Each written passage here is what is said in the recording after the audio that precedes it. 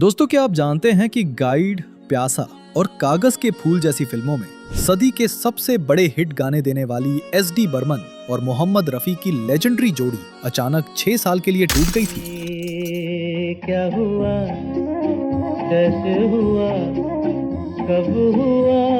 एक वक्त ऐसा आया जब इंडस्ट्री की इस हिट मशीन जोड़ी ने एक दूसरे से मुंह मोड़ लिया था। आखिर ऐसा क्या हुआ कि इन दो दिग्गजों के बीच इतनी बड़ी दूरी आ गई? हाँ, तुम मुझे भुला न पाओगे। क्या ये कोई ईगो वॉर थी या संगीत का बदलता दौर? चलिए सीधे मुद्दे पर आते हैं और जानते हैं इस अनकही कहानी के पीछे के 4 सबसे बड़े कारण। पहली दरार आई साल 1961 में फिल्म माया की रिकॉर्डिंग के दौरान। एसडी बर्मन अपने म्यूजिक को लेकर बेहद डिसिप्लिन और स्ट्रिक्ट इंसान थे। वो नहीं चाहते थे कि उनकी धुन के साथ कोई भी एक्स्ट्रा छेड़छाड़ की जाए। कहा जाता है कि गाने तस्वीर तेरी दिल में जिस दिन से उतारी है की रिकॉर्डिंग चल रही थी।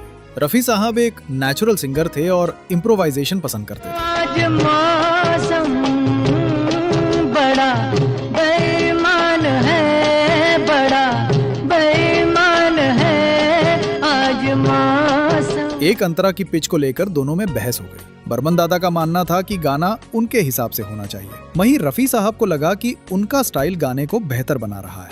बस इसी क्रिएटिव डिफरेंस ने दोस्ती में पहली कड़वाहट घोल दी। दूसरा और सबसे बड़ा मुद्दा था रॉयल्टी इशू। लता मंगेशकर जी का फर्मली मानना था कि सिंगर्स को उनके गानों पर लाइफ टाइम रॉयल्टी मिलनी चाहिए। पर रफी साहब का उसूल एकदम अलग था। उनका कहना था, हम कलाकार हैं, एक बार रिकॉर्डिंग के पैसे मिल गए तो काम खत्म, फिर हमें रॉयल्टी के पीछे क्यों भागना। इसी बात पर लता जी और रफी साहब ने साथ गाना छोड़ दिया। अब ट्विस्ट ये था कि लता जी उस वक्त एसडी बर्मन की सबसे पसंदीदा सिंगर थी। जब दोनों में से किसी एक को चुनने की बारी आई तो दादा बर्मन ने लता जी का साथ दिया। नतीजा ये हुआ कि रफी साहब धीरे धीरे बर्मन कैंप से साइडलाइन होते चले गए। तीसरा और सबसे बड़ा टर्निंग पॉइंट आया साल 1969 में फिल्म आराधना के वक्त। इस फिल्म के संगीत ने इतिहास रच दिया, लेकिन इसके पीछे एक दुखद कहानी थी। रिकॉर्डिंग के दौरान एसडी बर्मन काफी बीमार पड़ गए थे और पूरी जिम्मेदारी उनके बेटे आरडी बर्मन पंचमदा पर आ गई। पंचमदा का म्यूजिक मॉडर्न और वेस्टर्न कल्चर से प्रभावित था।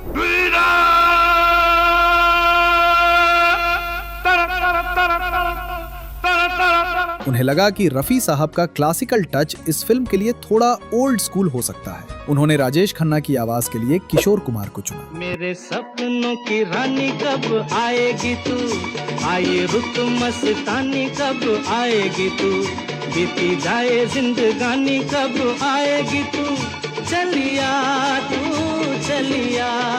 और रूप तेरा मस्ताना, प्यार मेरा दीवाना, भूल कोई हमसे ना हो जाए जैसे गानों ने किशोर दा को सुपरस्टार बना दिया और लोग कहने लगे कि अब रफी साहब का दौर खत्म हो चुका है। लेकिन दोस्तों, सच्चा संगीत कभी नहीं मरता। 6 साल के इस लंबे गैप के बाद बर्मन दादा को एहसास हुआ कि उनकी कुछ धुनों के लिए सिर्फ और सिर्फ रफी साहब की आवाज ही बनी है। साल 1971 में फिल्म गैम्बलर आई, जिसमें गाना था मेरा मन तेरा प्यासा, मेरा मन तेरा। जब रफी साहब ने ये गाना गाया तो दादा बर्मन की आंखों में आंसू आ गए। उन्हें समझ आ गया कि भले ही वक्त बदल गया हो, पर रफी का मुकाबला कोई नहीं कर सकता। यहीं से इनका पैचअप हुआ और दुश्मनी हमेशा के लिए खत्म हो गई।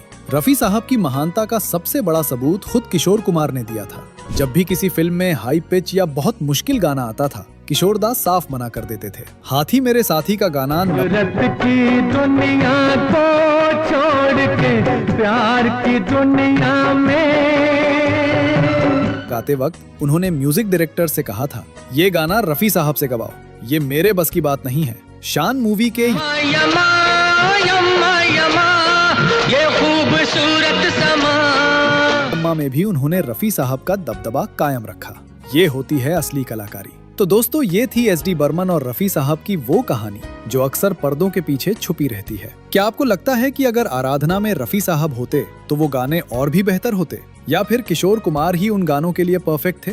अपनी राय कमेंट्स में जरूर बताएं। अगर ये डिटेल्ड वीडियो आपको पसंद आई हो तो लाइक करें और ऐसे ही फिल्मी किस्से जानने के लिए चैनल को सब्सक्राइब करना मत भूलना। मिलते हैं अगले वीडियो में।